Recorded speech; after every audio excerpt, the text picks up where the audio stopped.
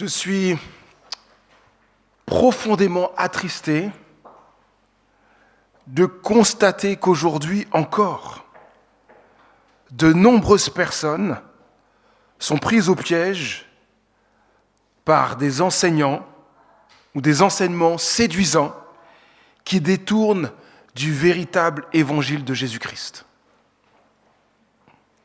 L'an dernier, une personne m'a dit ceci.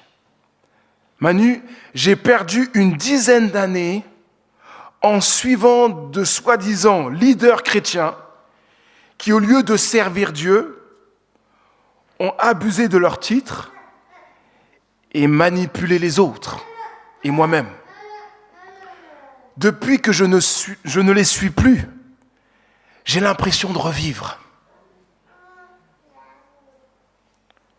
Je ne sais pas si vous le savez, mais de nombreux leaders spirituels affichent une grande connaissance de la Bible, un charisme remarquable et une prétendue relation privilégiée avec Dieu, comme s'ils étaient plus proches de Dieu que nous. Cependant, derrière cette façade se cache souvent l'hypocrisie. Des enseignements douteux, habilement enrobés de vérités bibliques, qui font que beaucoup de gens tombent dans cela.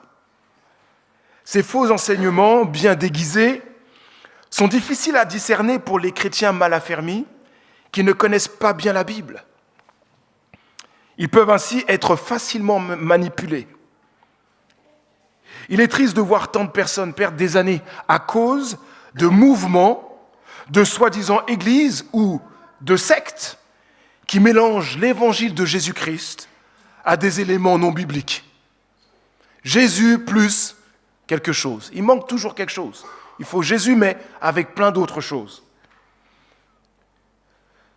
Cela ne vous concerne peut-être pas directement, mais vous pourriez être touché par ce qui suit. Même si vous êtes engagé dans une église locale qui prêche le véritable évangile, il est bon de profiter d'enseignements sérieux sur Internet, n'est-ce pas ? Comme je le fais moi-même. Le danger réside dans la tentation de suivre des enseignements séduisants, plus ou moins fidèles à la parole de Dieu, qui nous détournent peu à peu de la centralité de Christ, de l'évangile de Christ. Et autre chose, si nous ne sommes pas bien affermis dans notre foi, nous pouvons facilement tomber dans la tentation d'adapter la Bible à nos propres idées, ou d'ajouter des éléments d'autres religions, spiritualité ou pensées intéressantes. On prend tout. Le problème fondamental ici, c'est qu'en cherchant ailleurs, nous oublions que nous avons tout. Tout ce dont nous avons besoin est déjà en Christ pour toute notre vie chrétienne. Nous sommes comme quelqu'un qui cherche de l'or tout en étant assis sur des tonnes de lingots d'or. Ce matin, je veux vous rappeler que Christ est notre force pour toute la vie chrétienne. Il est la source de notre croissance spirituelle. Il est tout suffisant. Tout ce dont nous avons besoin est en Christ. Aujourd'hui, nous poursuivons notre série de messages intitulée « Christ, notre force ». Nous explorons ensemble la lettre de l'apôtre Paul aux chrétiens de Colosse, une ville de l'actuelle Turquie en Asie mineure. Nous en sommes maintenant en Colossiens chapitre 2, versets 8 à 23, jusqu'à la fin. Cette section où l'apôtre Paul met en garde les chrétiens de Colosse contre les dangers des fausses doctrines qui circulent parmi eux, transmises par des prédicateurs itinérants. Alors, vous l'avez entendu, Jésus-Christ est la force de toute notre vie chrétienne. Mais s'il est la force de toute notre vie chrétienne, il y a 3 choses que nous devons vivre. Nous allons voir ces 3 choses maintenant. Puisque Jésus-Christ est la force de toute notre vie chrétienne, premièrement, rejetons les idées qui nous éloignent de Christ. rejetons les idées qui nous éloignent de Christ. L'apôtre Paul commence ainsi dans notre verset 8 du chapitre 2 de Colossiens. « Veillez à ce que personne ne vous prenne au piège. »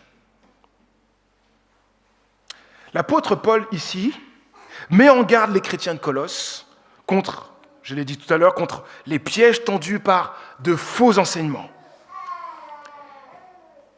Ces enseignants qui prétendent que Jésus est insuffisant pour notre vie spirituelle, pour une vie spirituelle complète.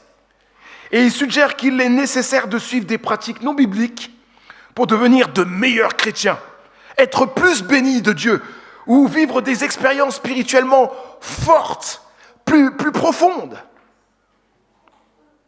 Bien que Paul ne décrive pas explicitement les enseignements erronés, il donne des avertissements qui nous aident à les reconnaître. On va les voir maintenant.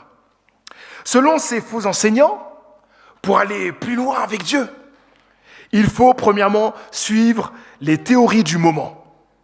Théories du moment sur Dieu, sur le monde, sur le sens de la vie. On le voit au verset 8, je cite, « Veillez à ce que personne ne vous prenne au piège de la recherche d'une sagesse, dans d'autres traductions, philosophie, qui n'est que tromperie et illusion. » Deuxièmement, pour être plus proche de Dieu, il faut, selon eux, pratiquer d'anciennes cérémonies juives. Verset 16, Paul dit « Ne vous laissez juger par personne à propos de ce que vous mangez ou de ce que vous buvez ou au sujet de l'observance des jours de fête, des nouvelles lunes, des sabbats. » Pour être plus proche de Dieu, il faut encore, troisièmement, pratiquer le culte des anges. Intéressant. Verset 18. « Ne vous laissez pas condamner par ces gens qui prennent plaisir à s'humilier et à s'adonner à un culte des anges. » Si ça donne à cela, certainement qu'ils disent aux autres, « Venez, il y a un intermédiaire entre Dieu et nous, ce sont les anges. Donc rendons un culte à tous ces anges. » Ah bon ?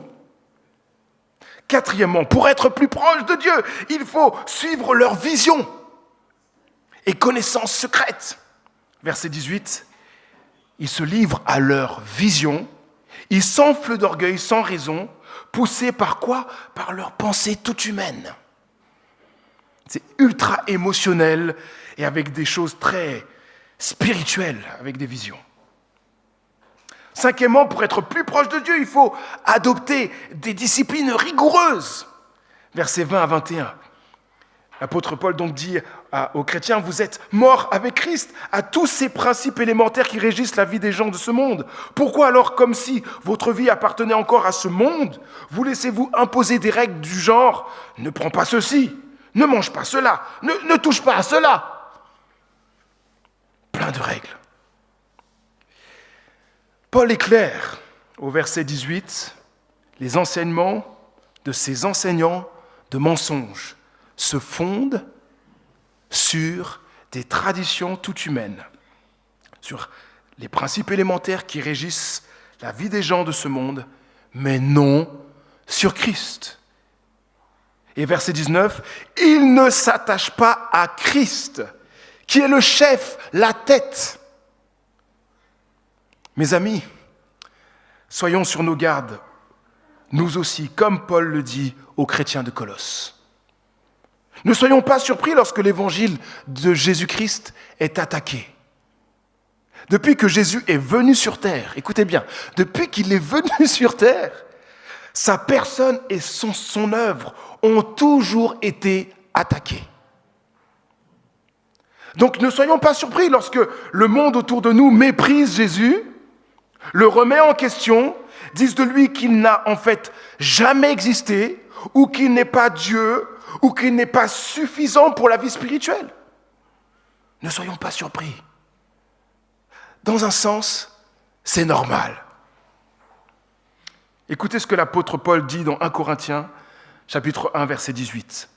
La prédication de la mort de Christ sur une croix est une folie aux yeux de ceux qui se perdent. Pour les gens, c'est fou ce en quoi nous croyons. De plus, Dans 2 Corinthiens chapitre 4, verset 4, écoutez bien ceci, c'est vraiment important là. Paul dit ceci des personnes qui sont loin de Dieu. Ils ne croient pas parce que Satan, le Dieu de ce monde, a aveuglé leur intelligence. Il les empêche de voir la lumière diffusée par la bonne nouvelle de la gloire du Christ, lequel est l'image même de Dieu. Satan attaque, les amis.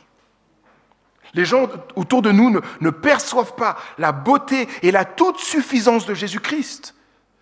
Le diable, étant le père du mensonge, cherche à voiler constamment leur intelligence et leur cœur.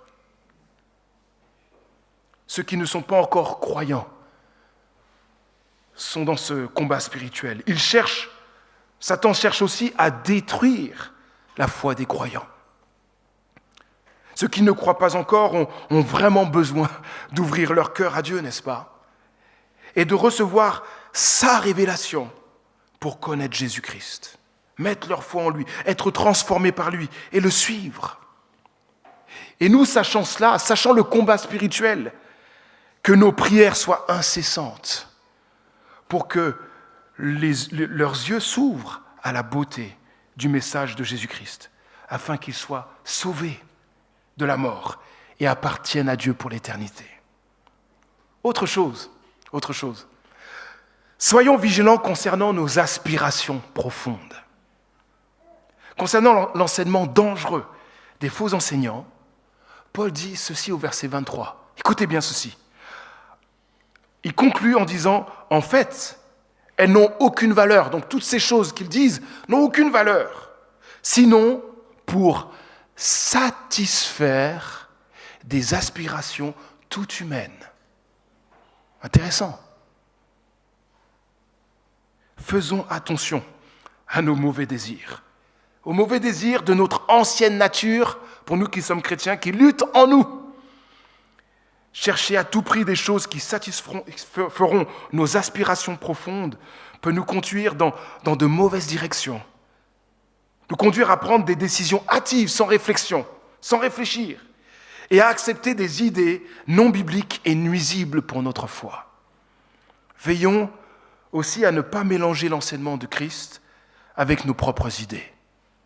La Bible nous enseigne que c'est Christ seul qui compte.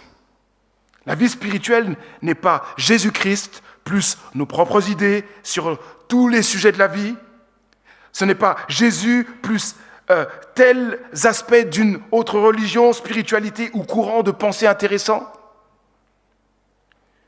Vous savez, il y a quelques jours, ma mère m'a raconté un témoignage intéressant.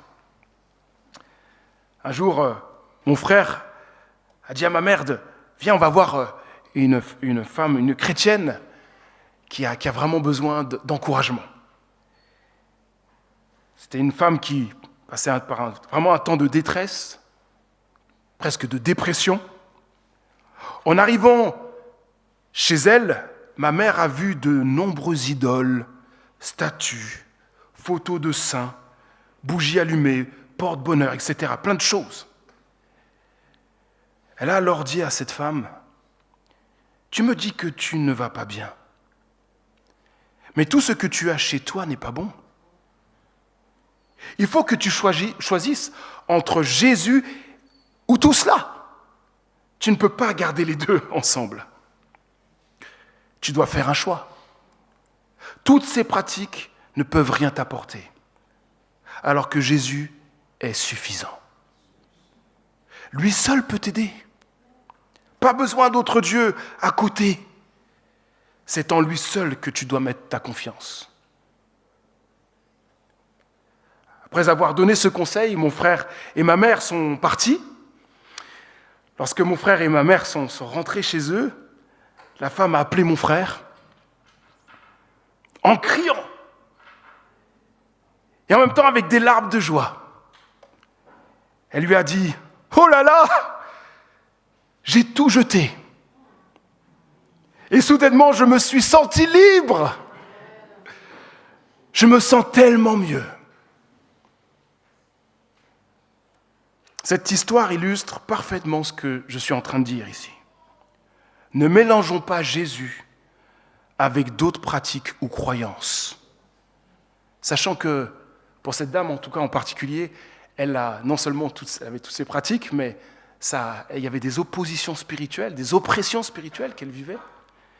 Et donc elle était libérée de ces oppressions. N'ajoutons pas non plus d'autres sources de confiance, comme les horoscopes, les porte-bonheur, les objets on met notre confiance dedans pour faire un bon voyage, pour garder notre maison.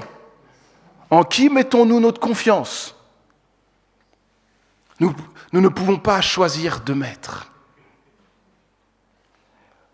Je vous donne une image pour que ça vous aide à bien comprendre. Nous sommes comme une personne qui se noie.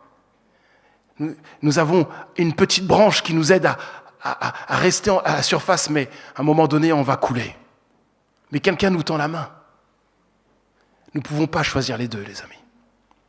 C'est ou cette branche, mais à un moment donné, on va couler, ou cette main tendue. Si nous prenons l'un, nous ne pouvons pas prendre l'autre.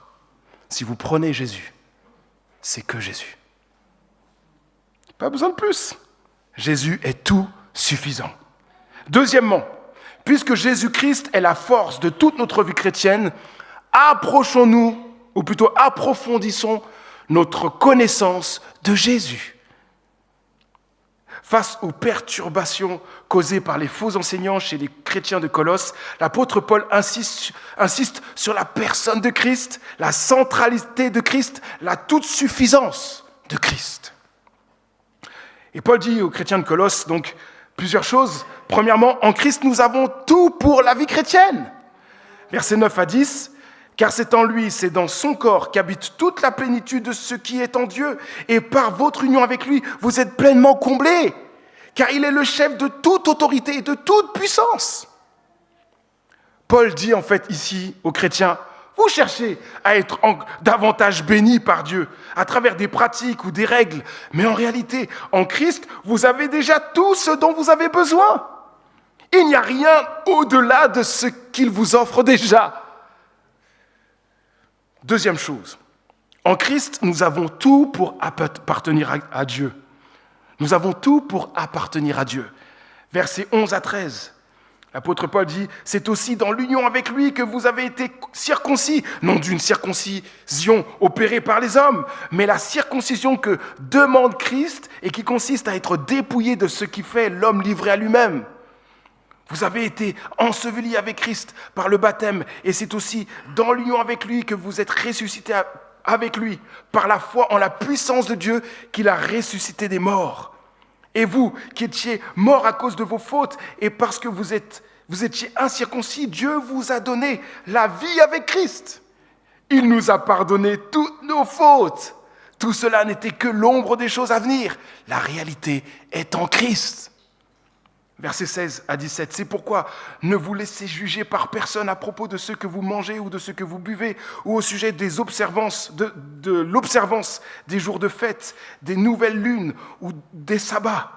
Tout cela n'était que l'ombre des choses à venir. La réalité est en Christ. Tout pointait, les choses de l'Ancien Testament pointaient vers Christ. Toutes ces règles, ces rites, pointer vers Christ. Plus besoin de faire cela. Paul dit en fait ici aux chrétiens, vous souhaitez maintenir le rite de la circoncision pour appartenir à Dieu et être saints. Pourtant, en Christ, nous avons quelque chose de bien plus profond. Spirituellement, nous sommes circoncis en Christ, recevons donc le pardon des péchés et le Saint-Esprit qui nous transforme.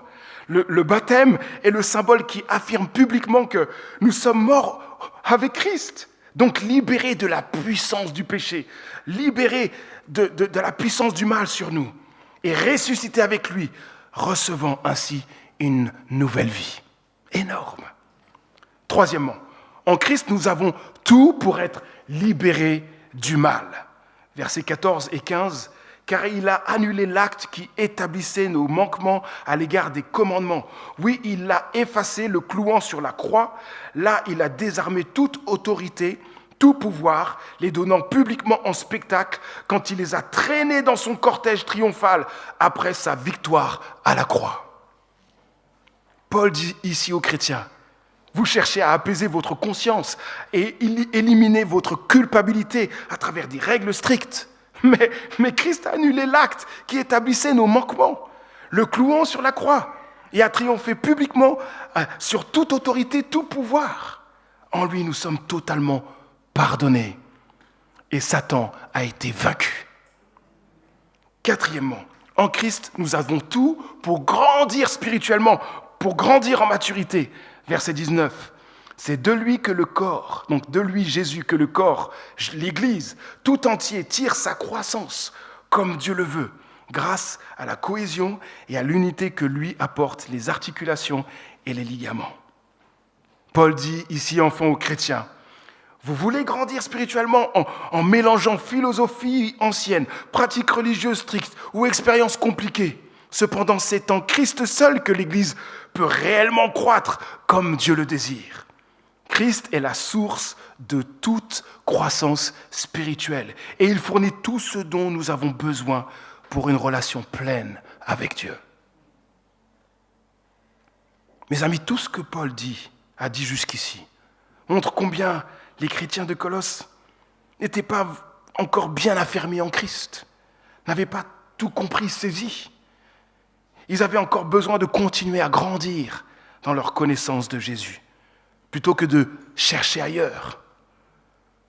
Mes amis, au lieu de consacrer notre énergie à la recherche de nouvelles formes de spiritualité, de sensations fortes, mettons-la à mieux connaître Jésus-Christ. Mettons toute notre énergie à mieux connaître Jésus, car c'est à lui que nous devons tout. On va remonter au verset 7. L'apôtre Paul avait dit aux chrétiens, « Enracinez-vous en lui, construisez-vous toute votre vie sur lui, donc sur Jésus, et attachez-vous de plus en plus fermement à la foi conforme à ce qu'on vous a enseigné. » Il est donc tellement important, les amis, que nous connaissions davantage Jésus. Et l'enracinement en Christ se fait à travers... Question pour un champion. Notre enracinement en Christ se fait à travers la Bible, la parole de Dieu. Quand j'étais jeune dans la foi, les fausses doctrines ou tout enseignement qui remettait ma foi en question me perturbait facilement. Mais plus j'ai approfondi ma connaissance de Jésus à travers la parole de Dieu, moins j'étais ébranlé quand il y avait des enseignements douteux. Nous avons tous besoin de lire, méditer et étudier régulièrement la parole de Dieu. Faisons-le seul avec Dieu, en famille, avec des amis, dans un de nos groupes de maison, ici à l'église. Connaissons Jésus davantage par l'enseignement reçu au culte et allons encore plus loin avec des cours approfondis, comme ceux des cours fondements que nous avons ici. Il y a aussi d'autres possibilités comme l'Institut biblique de Nogent, de Genève ou la faculté théologique de Vaux-sur-Seine. En plus, on peut faire nos cours en ligne, donc ça c'est génial. De plus, il existe des podcasts enrichissants comme ceux proposés par TPSG. J'espère que vous connaissez TPSG, c'est le truc de base. TPSG, ça veut dire tout pour sa gloire, c'est vraiment le TPSG, pour tout pour sa gloire. Et donc, il y a plusieurs podcasts qui sont proposés, que ce soit celui-ci ou d'autres. Bien sûr, des choses sérieuses qui nous permettent de vraiment approfondir notre connaissance de Jésus à travers sa parole pour l'aimer davantage, l'adorer, le servir et renforcer notre foi. Troisième et dernier point, puisque Jésus-Christ est la force de toute notre vie chrétienne, soyons toujours reconnaissants envers Christ. Soyons toujours reconnaissants envers Christ. Depuis le début de sa lettre, Paul rappelle aux chrétiens de Colosse des choses extraordinaires. Ils ont reçu le pardon des péchés en Jésus. Ils ont été intégrés à la famille de Dieu. Ils ont reçu le Saint-Esprit de Dieu en eux. des promesses stupéfiantes sur un avenir glorieux avec Dieu. Mais malgré toutes ces bénédictions, certains sont encore tentés d'aller voir ailleurs. C'est de la folie. C'est comme avoir un trésor inestimable sous les yeux et choisir de fouiller dans des sachets en espérant trouver quelque chose de plus précieux. Folie. N'est-ce pas un problème qui nous guette tous, les amis ? Même lorsque nous avons tout, nous avons souvent l'impression qu'il nous manque quelque chose. J'ai enfin ceci, j'ai enfin cela. Je connais des personnes qui ont tout, mais il y a toujours un truc qui ne va pas. Mais ça les met dans un désespoir total. D'ailleurs, si Dieu veut que nous développions ce petit mot qui s'appelle, ou un peu plus grand que petit, contentement, si Dieu veut que nous développions le contentement, c'est parce que notre tendance naturelle est de nous plaindre et de croire qu'il nous manque quelque chose. Méfions-nous de ces désirs trompeurs qui nous poussent à penser que l'herbe est toujours plus verte dans le jardin d'à côté. Paul, juste après avoir dit aux chrétiens de Colosse de s'enraciner en Christ, de construire leur vie sur Christ et de s'attacher à son enseignement, leur rappelle au verset 7 d'adresser à Dieu de nombreuses prières de reconnaissance. Abonder en prières de reconnaissance, déborder de prières de reconnaissance. Voilà la clé pour nous. Voilà la clé pour nous. Il est une chose de savoir tout ce que nous avons reçu en Christ. Et on est là, pardon des péchés, vie éternelle, ok ? Mais c'est autre chose de se réjouir pour tout ce que nous avons reçu. Merci Jésus pour le pardon de mes péchés. Écoutez ceci, la reconnaissance est un chemin incroyable qui amplifie notre joie et nous garde dans l'émerveillement et la satisfaction en Christ.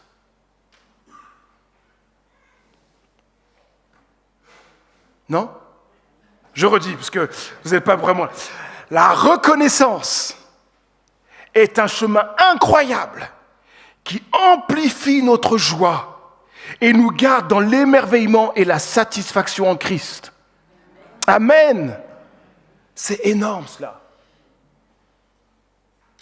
Nous répétons si souvent que Jésus-Christ est mort pour nous, qu'il a pardonné nos péchés, nous avons reçu le Saint-Esprit de Dieu, nous avons des promesses extraordinaires d'un avenir glorieux avec Dieu, où le mal, la souffrance et la mort ne seront définitivement éliminés.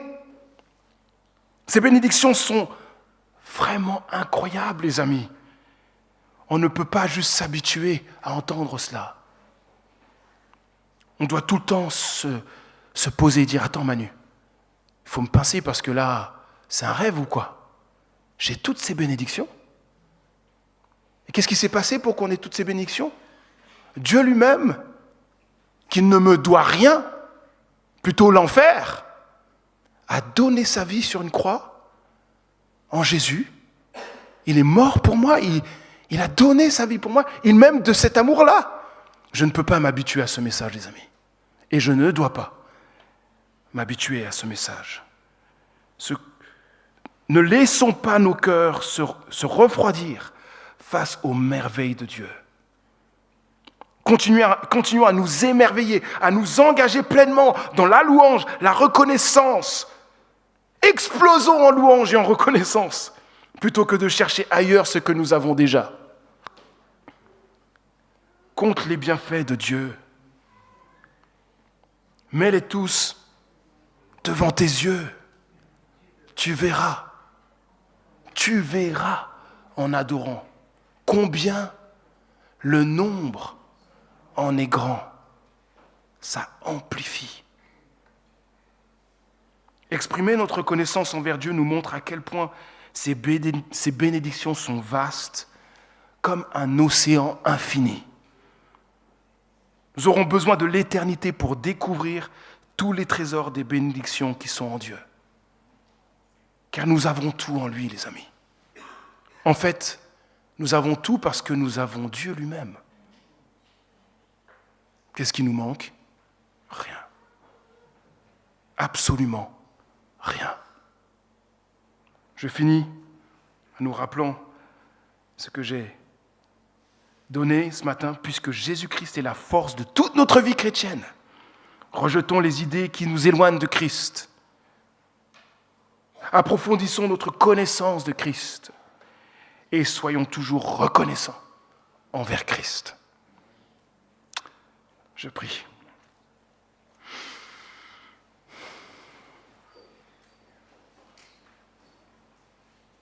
Notre Dieu protège nos cœurs pour que nous trouvions toujours notre satisfaction en toi. Pardon pour toutes les fois où, alors que nous avons tout de toi, nous avons cherché ailleurs. Comme si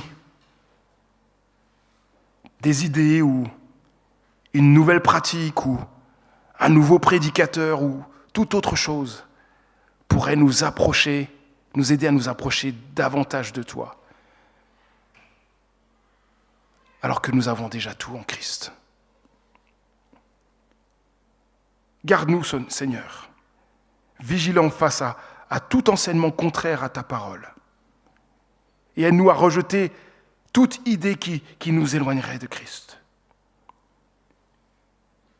Que nous approfondissions notre connaissance de Christ et que nous soyons toujours plus reconnaissants pour les innombrables bénédictions que nous avons en lui.